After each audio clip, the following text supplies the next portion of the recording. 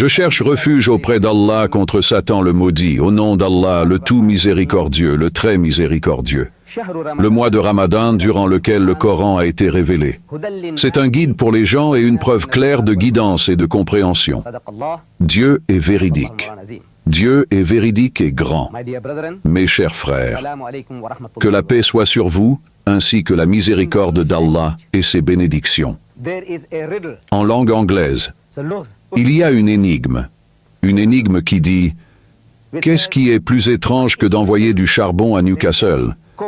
Newcastle est une ville en Angleterre où l'on extrait du charbon, et il serait étrange d'exporter du charbon vers Newcastle. Mais la question est, l'énigme est, qu'est-ce qui est plus étrange que cela? Et une réponse moderne à cette énigme est d'envoyer du pétrole en Arabie, c'est-à-dire dans les pays arabes. C'est plus étrange que d'envoyer du charbon à Newcastle. Maintenant, moi, en tant que musulman originaire de l'extrême sud de l'Afrique, le plus proche du pôle sud, je viens ici dans les terres arabes, vers des musulmans qui sont à l'origine de l'endroit où l'islam a commencé, et je viens leur dire quelque chose sur le Ramadan. Et en leur disant cela, j'ai cité un verset du Saint-Coran de la sourate Al-Baqarah, c'est-à-dire le chapitre 2, verset 185. Pour les non-musulmans qui regardent ce programme, comment peuvent-ils avoir accès à un tel verset?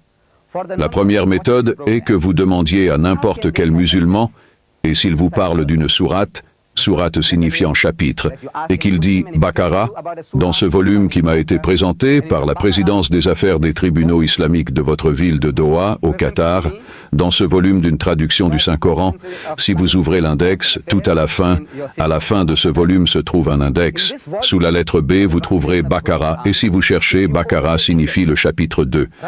Donc vous ouvrez le chapitre 2, vous arrivez au verset 185, et vous trouverez ce verset sur le Ramadan, le mois du jeûne.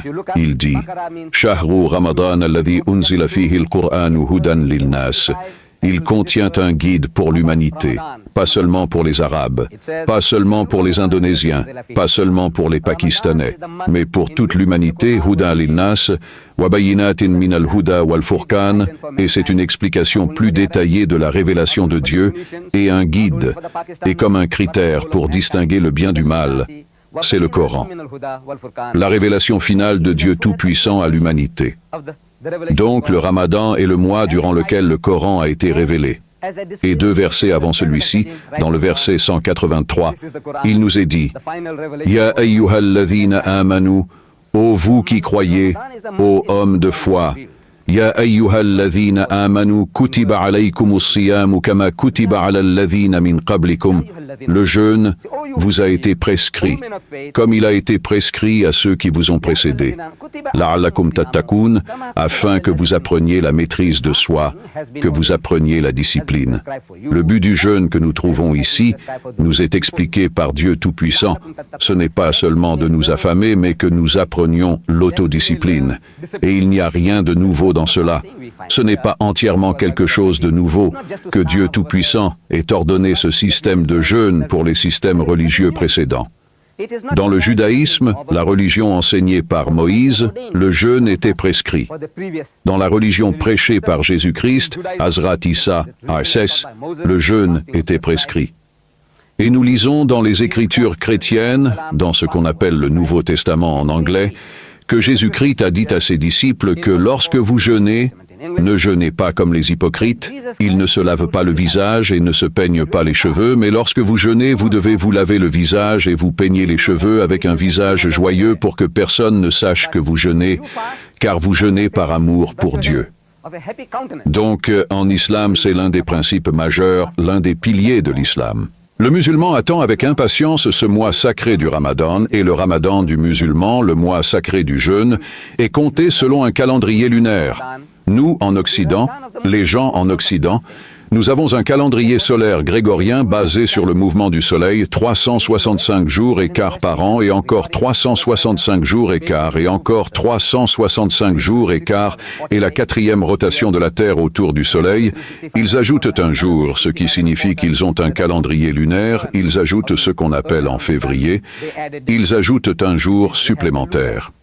Maintenant, en islam, Allah Barit Ta'ala Dieu, dans sa miséricorde, ce qu'il a fait, c'est qu'en nous donnant un calendrier lunaire pour calculer nos jours et nos comptes pour nos fêtes religieuses, il a permis à l'humanité d'avoir une chance équitable de vivre toutes les saisons de l'année. Par exemple, si c'était un calendrier solaire, alors en Occident, par exemple en Angleterre, qui est un pays occidental au nord de l'équateur, si le Ramadan tombait autour de Noël, en décembre, comme on dit que la naissance de Jésus-Christ était en décembre. Ils ont un Noël blanc, ce qui signifie que c'est toujours en plein hiver. Dans notre cas, si le Ramadan devait arriver, au lieu de décembre, nous disons Ramadan, alors chaque année, année après année, ce serait en plein hiver pour le jeûne, et pour les gens au sud de l'équateur, ce serait en plein été, comme dans mon pays, l'Afrique du Sud, nous aurions l'été tout au long de notre expérience, et l'homme occidental aurait l'hiver tout au long de son expérience, et jeûner en hiver et jeûner en été n'est pas égal. Il y a une grande différence entre les deux. Jeûner en été est sans aucun doute plus éprouvant, plus fatigant, plus difficile que jeûner en hiver. Ensuite, en hiver en Occident, ils ont des jours très très longs et des nuits très très courtes, alors que nous avons des jours très très courts en hiver et des nuits très très longues. Donc, en d'autres termes, il serait très injuste, très inéquitable de travailler sur un système de cette nature. Allah subhanahu wa ta'ala, Dieu tout-puissant, dans sa sagesse, dans sa miséricorde, nous a donné ce calendrier lunaire pour calculer ce mois sacré du Ramadan. Et nous, les musulmans, nous jeûnons de l'aube au coucher du soleil. Avant l'aube, nous pouvons prendre un petit déjeuner et toute la journée, du lever du soleil jusqu'au coucher du soleil, pas même une gorgée d'eau, pas de cigarette, pas de reniflement et d'autres relations normales qui pourraient exister entre, disons, le mari et la femme. Même ces relations de satisfaction de vos besoins sexuels sont interdites. Et c'est une grande discipline. Et le seul témoin de ce système de jeûne est Dieu Tout-Puissant lui-même. Et nous sommes dit dans les livres de hadith qu'Allah récompensera le fidèle, celui qui a jeûné de sa propre présence, parce que le musulman a fait cela uniquement par amour pour Dieu.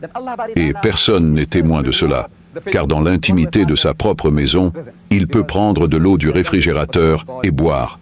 Qui est témoin de cela? Personne, sauf Allah. Donc, avec la crainte d'Allah, l'amour d'Allah, cela pousse le musulman à obéir à ce pilier de l'islam. Alhamdulillah Rabbil Alamin.